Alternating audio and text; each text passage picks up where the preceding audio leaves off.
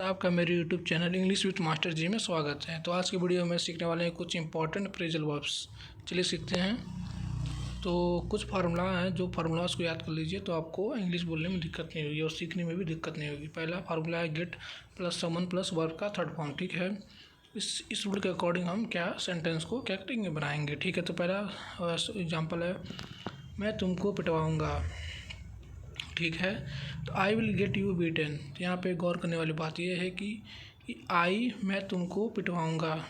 ठीक है, जब किसी काम को, ठीक है, जब किसी काम को किसी के द्वारा करवाया जाता है, ठीक है, सब्जेक्ट जब किसी काम को किसी के द्वारा करवाएगा, करवाएगा सब लास्ट में क्या आएगा सेंटेंस के, करवाएगा, करवाएगी और करवाएगी, करवाएंगे। ठीक है, ऐसे ऐसे से क्या शब्द आते हैं तो क्या होंगे वो क्या होंगे, तो इस रूल के अकॉर्डिंग बनेंगे। तो आपका पहला हो जाएगा, जैसे मैं तुमको पिटवाऊँगा, आई विल।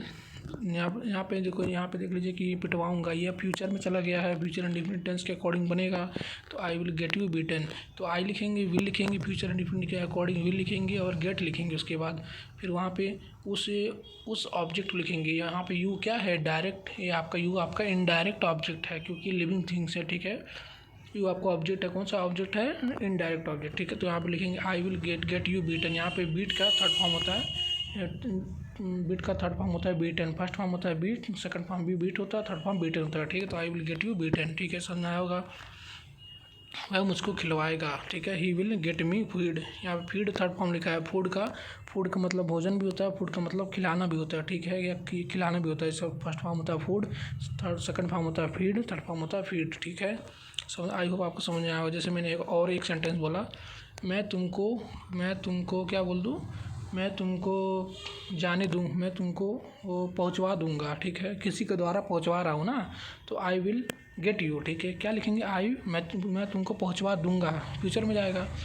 तो आप लिखेंगे आई विल गेट क्या, तुमको you, I will get you क्या, पहुँचवाना। पहुँचवाना क्या कहते हैं, सेंड कहते हैं। सेंड का थर्ड फॉर्म होता है सेंट। ठीक है, या गो बैक लिख सकते हैं। ठीक है, तो I will get you sent, T लिखेंगे, तो सेंट का थर्ड फॉर्म सेंट होता है। ठीक है, आई होप आपको समझ में आया होगा। चलिए नेक्स्ट स्ट्रक्चर पे चलते हैं।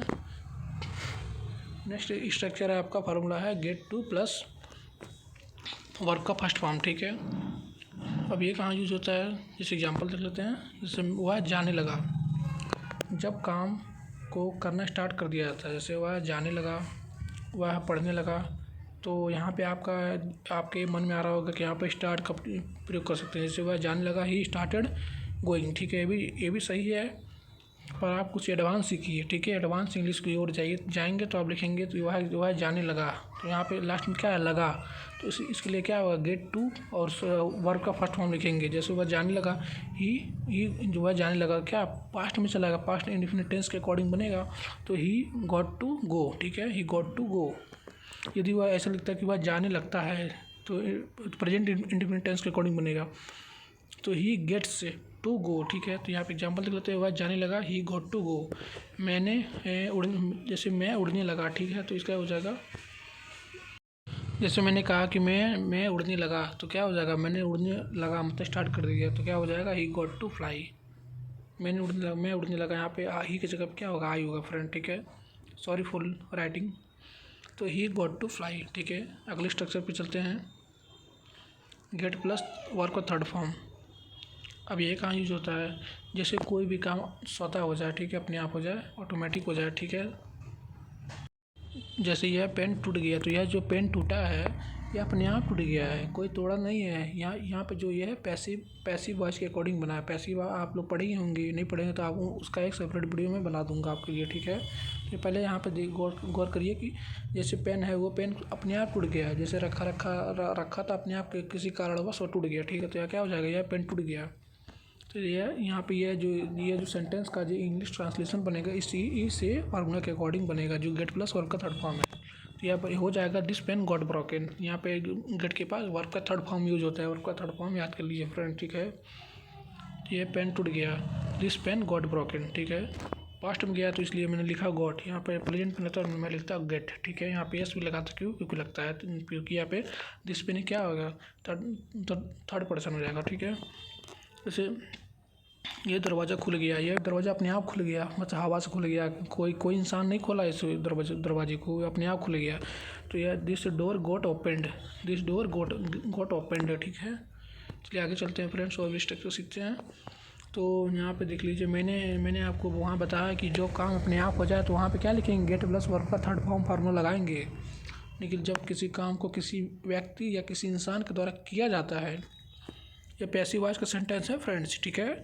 ये जब किसी काम को किसी व्यक्ति के द्वारा किया जाता है, ठीक है, तो वहाँ पे क्या हो जाएगा, इज या एम या आर या वाज या वेयर, ठीक है, टेंस के अकॉर्डिंग और पर्सन के अकॉर्डिंग क्या होता है, आप चेंज करते रहेंगे, ठीक है। जैसे जब किसी काम को किसी व्यक्ति के द्वारा किया जाएगा तो किस रूल का कौन सा रूल फॉलो होगा, ये जो मैं बता रहा हूँ, इजमार और वर्ब का थर्ड फॉर्म। जब स्वतः होगा तो क्या होगा, गेट प्लस वर्ब का थर्ड फॉर्म। जब अपने आप होगा तो गेट प्लस थर्ड का फॉर्म। जब किसी व्यक्ति के द्वारा किया जाएगा, किसी मनुष्य के द्वारा किया जाएगा, जब किसी इंसान के द्वारा किया जाएगा, क्या लिखेंगे, इजमार और वर्ब का थर्ड फॉर्म लिखिए। जैसे एग्जाम्पल देते, तो उसने नहीं, उस कलम को तोड़ दिया गया, मतलब उस कलम को लिया गया और किसी के द्वारा तोड़ दिया, किसी ने उस कलम को तोड़ दिया।